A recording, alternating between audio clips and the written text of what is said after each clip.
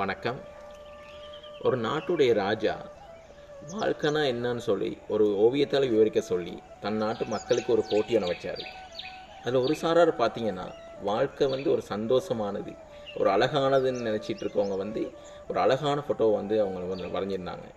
இன்னொரு சாரார் பார்த்தீங்கன்னா வாழ்க்கை ஒரு கஷ்டமானது, அதில் ஒரு சந்தோஷமற்றதுன்னு சொல்லி ஒரு ஓவியத்தை வரைஞ்சிருந்தாங்க.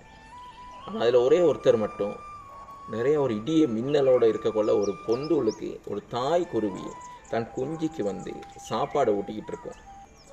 இப்போ கடைசியில் ராஜா என்ன செய்வார்னா அந்த ஓவியத்தை தான் அவர் தேர்ந்தெடுப்பார். இன்றைக்கி எங்களோட வாழ்க்கையிலையும் அப்படித்தான். நம்முடைய நிறையா பேர் இன்றைக்கி வாழ்க்கைன்னா ஒரு சந்தோஷம் மட்டும்தான், சந்தோஷம்தான் வாழ்க்கை இன்றைக்கி நிறைய பேர் நினச்சிட்டு இருக்காங்க.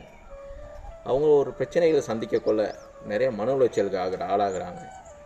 ஆனால் அதே மாதிரி இன்னொரு சாரார் இருக்காங்க, அவங்களும் இன்றைக்கி வாழ்க்கைனா பிரச்சனை மட்டும்தான், அதில் சந்தோஷமே இருக்காதுன்னு சொல்லி இன்றைக்கி நிறைய பேர் நினச்சிட்டு இருக்காங்க. அப்போ அந்த மாதிரிவங்களுக்கும் நிறைய பேர் ஒரு எதிர்மறை எண்ணங்களை தான் வெளிப்படுத்திக்கிட்டு இருக்காங்க.